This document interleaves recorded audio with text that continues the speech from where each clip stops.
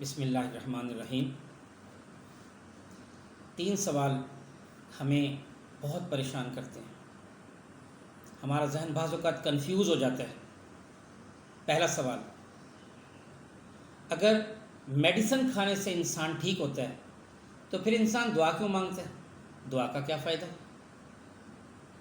Number 2، اگر خدا ہے تو پھر دنیا میں یہ اتنی بیماری، غربت، یہ پریشانیاں، یہ پھر کیوں ہیں؟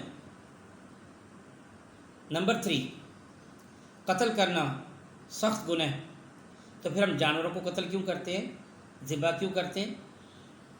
یہ 3 سوال اکثر ہمیں کنفیوز کر دیتے ہیں۔ میں باری باری ان سب سوالوں کا جواب دینے کی کوشش کرتا ہوں۔ پہلا سوال، دوا کھانے سے انسان ٹھیک ہوتا ہے تو پھر دعا کا فائدہ؟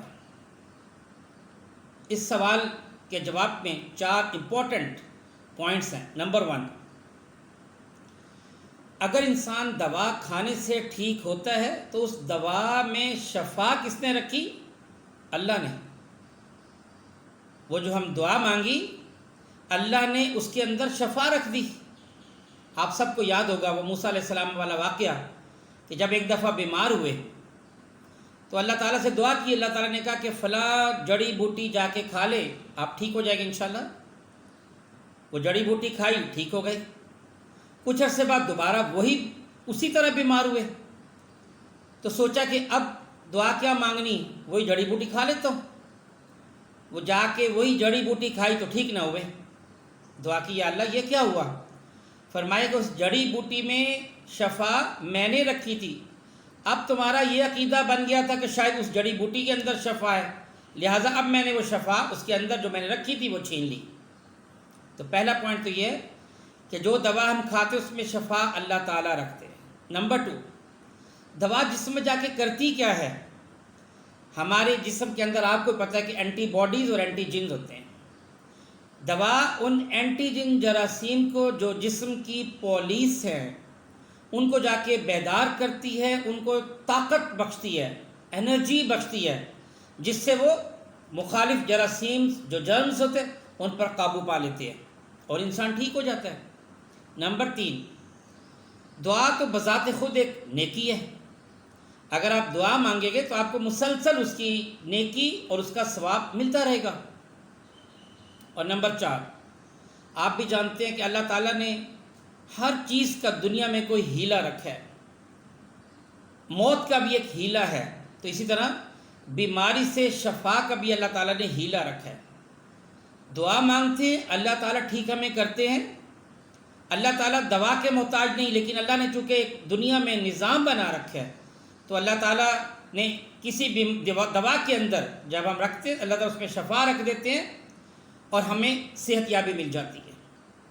تو اس لیے جب انسان جب بھی بیمار ہو دوا کے ساتھ ساتھ دعا بھی کرتا ہے تو اللہ تعالیٰ انسان کو جلد صحت یابی عطا کرتے ہیں۔ دوسرا سوال جو اکثر ہمیں پریشان کرتا ہے کہ اگر خدا ہے تو دنیا میں اتنی غربت اور اتنی پریشانیاں، یہ کیوں ہیں، بیماریاں کیوں ہیں؟ دیکھیں، اگر دنیا میں صرف امیر ہی امیر ہوتے تو بتائیے آپ کپڑے کہاں سے دھلواتے، گھر میں صفائی کس سے کرواتے، آپ کو سویپر کہاں سے ملتا، کوئی بھی کام دنیا میں آپ ڈرائیور کہاں سے لیتے، جوتے کہاں سے مرمت کرواتے؟ آپ کو ہر کام کے لیے کوئی نہ کوئی بندہ چاہیے۔ اسی لیے اللہ تعالیٰ نے دنیا میں غربت اور امارت دونوں رکھ دی۔ دنیا کا نظام تبھی چل سکتا ہے جب دنیا میں امیر بھی ہوں گے اور غریب بھی ہوں گے۔ اور دوسرا، اگر ایک انسان غریب ہے، وہ سوچتا ہے میں غریب ہوں، دوسرے تو امیر ہے، تو بتائیے آخرت میں جلدی جنت میں کون جائے گا اور کس کو میدان حشر میں بہت لمبا عرصہ کھڑا ہونا پڑے گا؟ غریب آدمی کی جلدی جان چھوٹ جائے گی اور امیر آدمی کو اپنی پوری دولت کا حساب کتاب دینا پڑے گا۔ تو لہٰذا دنیا کا نظام تبھی چل سکتا ہے جب دنیا میں امیری اور غریبی دونوں ہوں گی۔ نقصان میں کوئی بھی نہیں ہے۔ اگر آپ امیر بھی ہیں، اپنی دولت اچھے انصاف طریقے سے اور کسی کا حق نہ مار کر کمائی ہے اور اسی طرح آپ خرچ بھی حلال طریقے سے کرتے ہیں تو آپ جنت میں جائیں گے، بے شک تھوڑا عرصہ ٹھہر کے جائیں گے۔ اب جہاں تک بات رہی بیماریوں کی، تو ذرا بتائیے آپ کو اندازہ ہے کہ بیماریوں سے کتنے لوگوں کا روزگار جڑا ہوا ہے؟ آپ غور کریں، پوری دنیا میں دیکھ لیں، تمام ہاسپٹلس، ان کے doctors, medicines, medical store, medical reps, medicine کی کمپنیز، آپ ذرا بتائیں دنیا میں ہزاروں لاکھوں کمپنیز ہیں، ڈاکٹرز ہیں، ان کی آگے ہسپتالوں میں جو عملہ رکھا ہوا ہے وہ ہے، میڈیکل ریسرچ سینٹرز ہیں، ان تمام لوگوں کا روزگار کروڑوں میں ہیں، جو اور شاید اربوں میں بھی ہو سکتے ہیں، ان کا روزگار ہماری بیماریوں سے جڑا ہوا ہے۔ دنیا کے نظام اسی طرح ہی چلا کرتا ہے۔ تو اللہ تعالیٰ نے بہت صحیح تقسیم رکھی ہوئی ہے۔ اور دوسرا آپ کو بھی پتہ ہے کہ جب انسان بیمار ہوتا ہے تو اس انسان کو مسلسل نیکیاں ملنا شروع ہو جاتی ہیں، اور انسان جتنا عرصہ بیمار رہے گا اس کی نیکیوں میں اضافہ ہوتا رہے گا، اور اس کو قبر اور آخرت کے عذاب سے نجات مل جائے گی۔ اور تیسرا سوال جو ہمیں اکثر پریشان کرتا ہے کہ قتل کرنا گناہ ہے تو پھر ہم ذبح کیوں کرتے ہیں، ہم جانور کو مارتے کیوں ہیں؟ پہلا پوائنٹ تو یہ ہے کہ جو لوگ یہ دعویٰ کرتے ہیں کہ ہم ویجیٹیرین ہیں، کیا وہ کسی کو نہیں مارتے؟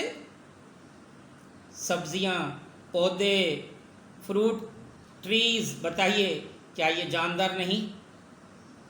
دوسرا آپ دیکھیں کہ اللہ تعالیٰ نے ہمارے کینائن دانت، جو کینائن ٹیتھ ہے، وہ کس لیے رکھے ہیں؟ وہ شو کرتے ہیں کہ ہمارا رزق کچھ گوشت سے بھی جڑا ہے۔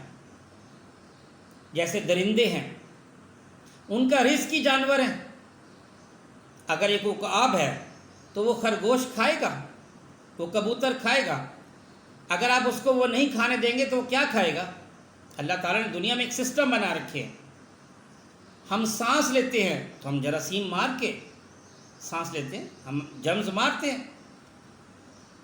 بیف ہم کھاتے ہیں، ہم مٹن کھاتے ہیں۔ پھر اللہ تعالیٰ نے دنیا میں فوڈ چین رکھ دی ہے۔ چھوٹے جانور بڑے جانور کو کھائیں گے، بڑے جانور کو اس سے بڑے جانور کھائیں گے، اور بڑے جانور کو انسان کھائیں گے۔ ایک اور پوائنٹ، جو لوگ یہ دعویٰ کرتے ہیں کہ ہم کسی کو بھی نہیں مارتے اور قتل کرنا سخت گناہ ہے، تو بتائیے چونٹیاں نہیں مارتے، مچھر نہیں مارتے، کاکروچ نہیں مارتے؟ جہاں بھی آپ کو چونٹیاں نظر آئیں گی وہاں پہ، اور اگر آپ کوئی جراثیم کش میڈیسن بھی اگر آپ وہاں پہ سپرے کر دیتے ہیں تو وہ بھی آپ جراثیم کو مار رہے ہیں نا، چونٹیوں کو مار رہے ہیں، کاکروچ کو مار رہے ہیں، لیزرڈز کو مار رہے ہیں آپ۔ تو اس لیے یہ جو ہم جانوروں کو مارنا، یہ اللہ تعالیٰ نے دنیا میں سسٹم بنا دیا ہے، اور دنیا کا نظام اسی طرح ہی چلتا ہے، اس میں کوئی قباحت نہیں، کوئی پریشانی نہیں۔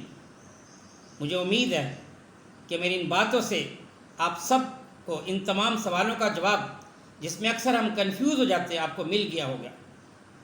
شکریہ۔ السلام علیکم۔